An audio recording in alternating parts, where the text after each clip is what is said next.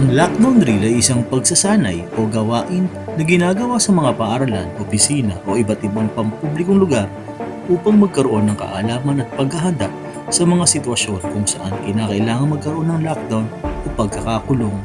Ito ay karaniwang isinasagawa bilang bahagi ng emergency preparedness para sa mga kaganapan tulad ng pananakot, banta, krimen o iba pang panganib sa kaligtasan ng mga tao sa loob ng isang lugar. Ilan sa mga maaaring maging banta sa seguridad ng paaralan ay ang mga sumusunod, mga taong lasing, mga nag-aamok, mga nasa impluwensya ng droga, at mga rebelde. Narito ang mga paalala sa pagsasagawa ng lockdown. Magsagawa ng orientation ng lockdown sa mga mag-aaral, guro at iba pang kawani ng paaralan. Siguraduhin kumpleto ang kinakailangang mga bagay tulad ng whistle o pito, lockdown signage, at transistor radio.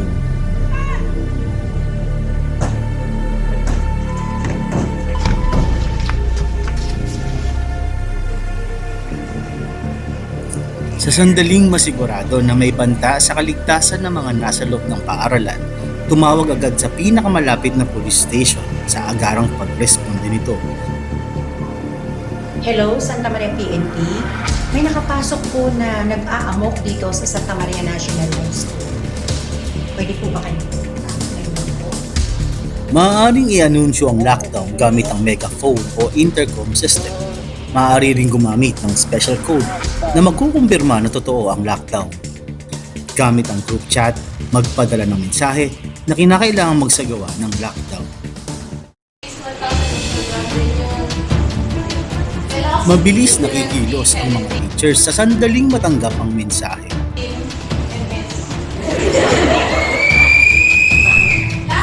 Pipito ng 5 hanggang 10 segundo kasunod ng pag-aanunsyo ng lockdown na magiging hudyat upang isagawa ito.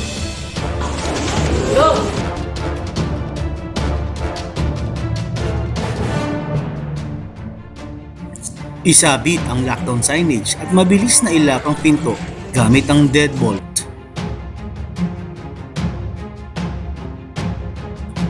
Ang mga mag-aaral naman na aaabutan sa labas ay maaaring pumasok sa pinakamalapit na classroom. Maaari rin namang magtago sa canteen o comfort room pero siguraduhin pa rin mag-lock ng pinto. Habang nasa loob naman ng classroom, siguraduhin patay ang mga ilaw, electric fan, computer at TV monitor. Isarado rin ang mga bintana.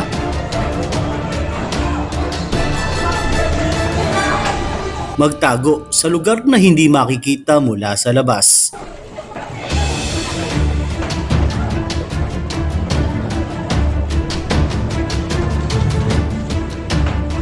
Gumawa ng pyramid gamit ang mga upuan na pangharang sa pinto.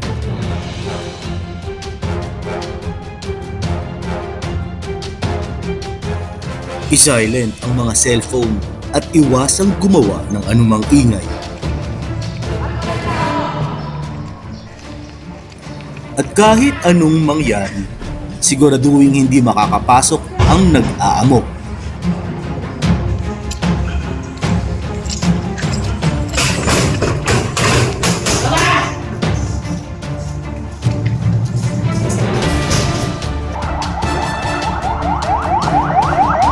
Sandaling dumating ang tulong mula sa mga pulis, ipagbigay agad ang detalye ng sitwasyon at kinaroroonan ng nag-amok.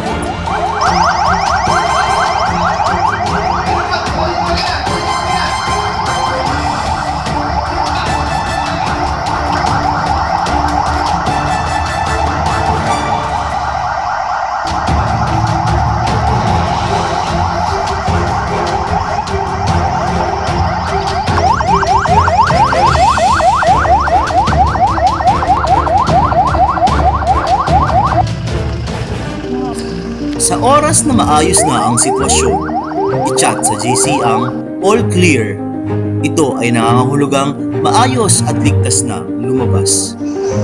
Magsagawa ng assembly ng lahat ng mga tao na nasa paaralan upang magkaroon ng briefing mula sa hanay ng kapulisan. Mag-conduct din ng psychological first aid o assessment sa mga mag-aaral na maaaring naapektuhan dulot ng insidente. Kaya't patuloy tayong mag-ingat, maging mapagmatsyag sa paligid, maging laging handa upang masigurado na tayo ay ligtas sa anumang oras.